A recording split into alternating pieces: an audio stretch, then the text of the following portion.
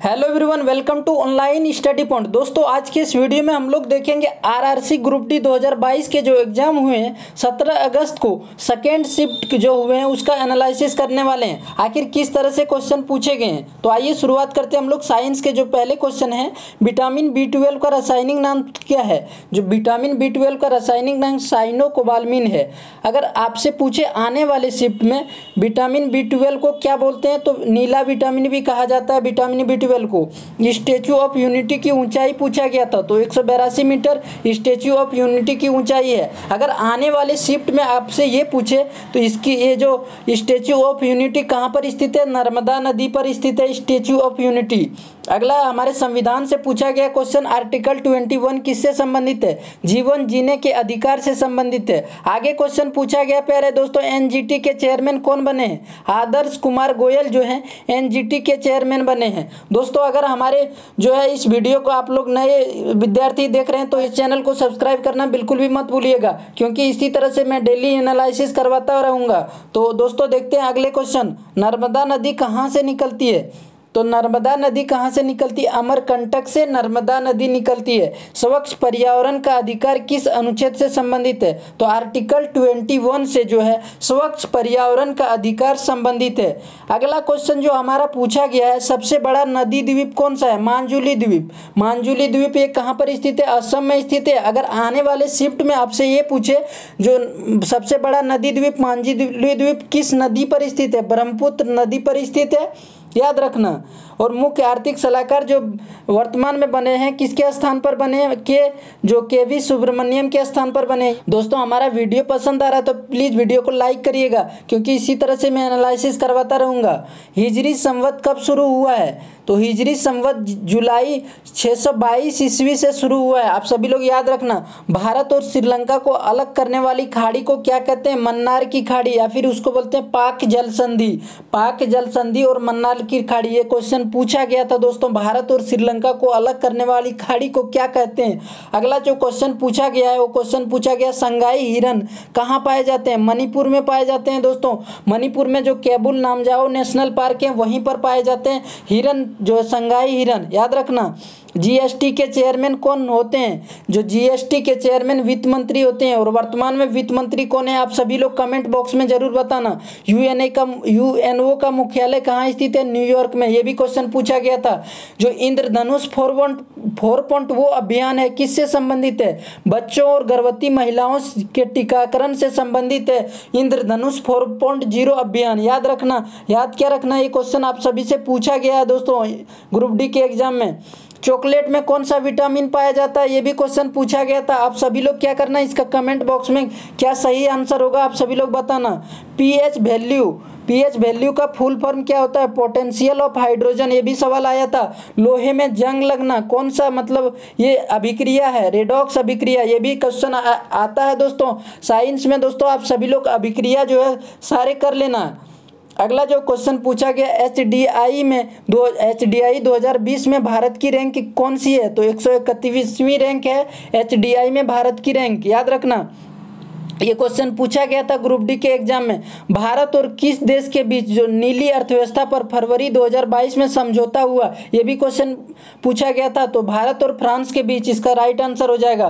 पत्तियों में क्या पाया जाता है जिसके वजह से प्रकाश संश्लेषण करते हैं? तो पत्तियों में क्लोरोफिल पाया जाता है, ये भी क्वेश्चन आया था। इतना आसान क्वेश्चन आप सभी लोग, जिसका जो साइंस सबसे अच्छा है वो सिलेक्शन ले जाएगा, क्योंकि साइंस से आ रहे हैं थोड़े से अच्छे लेवल के क्वेश्चन। नहीं तो दोस्तों मैथ और रीजनिंग के एकदम ईजी क्वेश्चन आ रहे हैं, करने लायक क्वेश्चन आ रहे हैं। अगला है, एड्स का पूरा नाम क्या है? एक्वायर्ड इम्यून डेफिशिएंसी सिंड्रोम, ये एड्स का पूरा नाम है, ये भी आया था। पेरियार नदी कहाँ से निकलती है? तो केरल से पेरियार नदी निकलती है, ये भी आया है। प्रथम पंचवर्षीय योजना के समय योजना आयोग के अध्यक्ष कौन थे? तो पंडित जवाहरलाल नेहरू थे, याद रखना दोस्तों।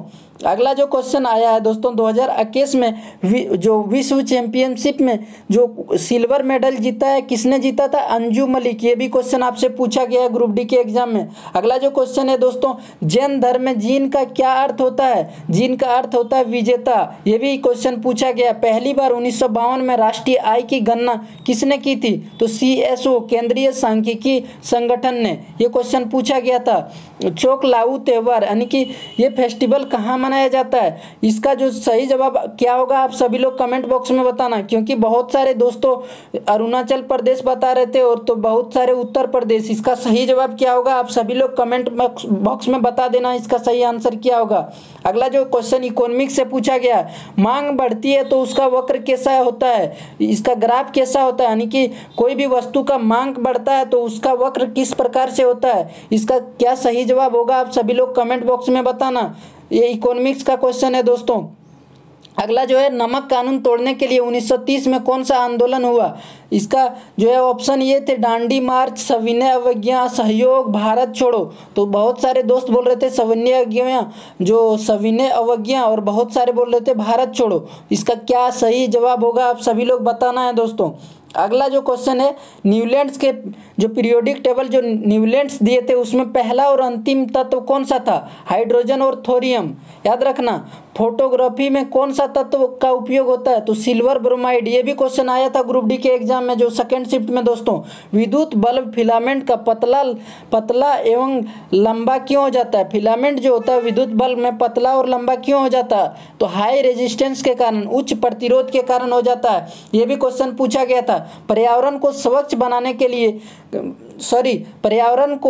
बनाने का काम कौन करता है? शैवाल और लाइकेन। ये भी क्वेश्चन आया था ग्रुप डी के एग्जाम में, आप सभी लोग याद रखना। अगर मैं बात करूं मैथ से कौन कौन चैप्टर से क्वेश्चन आए थे? नंबर सिस्टम से 2 क्वेश्चन आए थे दोस्तों, एलसीएम एचसीएफ से 1 सवाल आए थे, बोर्ड मास और सिंप्लीफिकेशन की बात करूं तो 3 से 4 सवाल आए थे, टाइम और वर्क में बहुत ही इजी सवाल आए थे। एक क्वेश्चन किसी आदमी किसी काम को 10 दिन में कर सकता है और किसी पुरुष 20 दिन में कर सकता है। इसी तरह से उसके एफिशिएंसी का अनुपात पूछ लिया गया था, कार्य क्षमता का अनुपात, इस तरह से सवाल आए थे। यानी कि मैं उदाहरण के तौर पर बताया, इसी तरह से कुछ आए थे इसी टाइप से।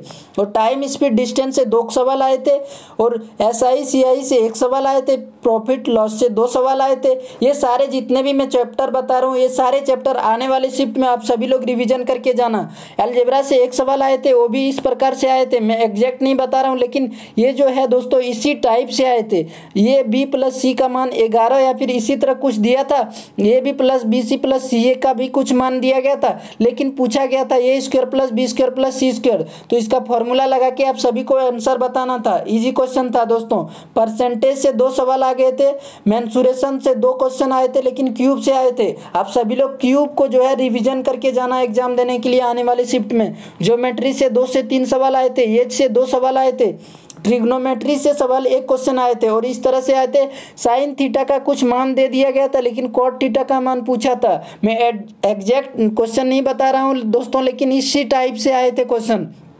एवरेज से 1 से 2 सवाल आए थे और डीआई से भी 2 सवाल मतलब आ गए थे। जो लोग डीआई को जो है छोड़ रहे हैं वो सारे लोग पढ़ के जाएं। डीआई बहुत ज़्यादा इंपॉर्टेंट हो जाता है क्योंकि 2 सवाल आ जाता है। अगला हम रीजनिंग की बात करें दोस्तों, कथन, निष्कर्ष और पूर्वधारणा से 1 से 2 सवाल आ गए हैं, सिलोगिज्म से 2 सवाल आ गए हैं, जो कोडिंग डिकोडिंग से बहुत ही इजी सवाल आए थे, 4 सवाल आए थे। सीटिंग अरेंजमेंट से जो लोग सीटिंग अरेंजमेंट नहीं पढ़ रहे हैं दोस्तों, इससे भी 2 सवाल देखो पूछा जा रहा है ग्रुप डी के एग्जाम में। पजल से 1 से 2 सवाल आ गए थे। पजल से जो लोग पजल छोड़ रहे हैं वो लोग पजल भी पढ़ लें, क्योंकि पजल और सीटिंग अरेंजमेंट बहुत सारे स्टूडेंट को जो है बहुत टफ लगता है। डायरेक्शन से 3 से 4 क्वेश्चन आए थे। क्लॉक से 1 क्वेश्चन आए थे। कोई भी टाइम दे दिया गया था दोस्तों और उस सुई की जो मतलब बीच के कोण क्या होगा, जो टाइम और मतलब जैसे 3:40 तो इसका जो है बीच का कोण इसी तरह से कुछ आए थे। 3:40 जो इसकी जो सुई के बीच का कोण क्या होगा, इसी तरह से क्वेश्चन आए थे। आप सभी लोग पढ़ के जाएं। एनालॉजी से 2 सवाल आए थे। ब्लड रिलेशन से 1 क्वेश्चन आए थे। सीरीज से 2 से 3 क्वेश्चन आए थे। अल्फाबेटिकल से 1 क्वेश्चन आए थे। वेन डायग्राम से 1 क्वेश्चन आए थे और इनक्वालिटी से 1 क्वेश्चन आए थे। दोस्तों अगर ये हमारा वीडियो आप सभी लोगों को पसंद आया तो प्लीज़ वीडियो को लाइक करिएगा, चैनल को सब्सक्राइब करना बिल्कुल भी मत भूलिएगा। इस वीडियो का लाइक का टारगेट है 10,000। कितने लोग आप सभी लोग पूरा करते हैं दोस्तों। इसी तरह से हम लोग जो है डेली एनालिसिस करवाएंगे ग्रुप डी एग्जाम के लिए, और ग्रुप डी एग्जाम के लिए बहुत ही जो है हम लोग शुरू करने वाले हैं बहुत ही इंपॉर्टेंट सीरीज। आप सभी को आने वाले एग्जाम में बहुत सारे हेल्प मिलेंगे, जिस चैनल से जुड़े रहना है। मिलते हैं फिर अगले वीडियो में, तब तक के लिए जय हिंद जय Bharat. Thank you so much दोस्तों। आप सभी लोग आने वाले एग्जाम के लिए best of luck. Thank you so much.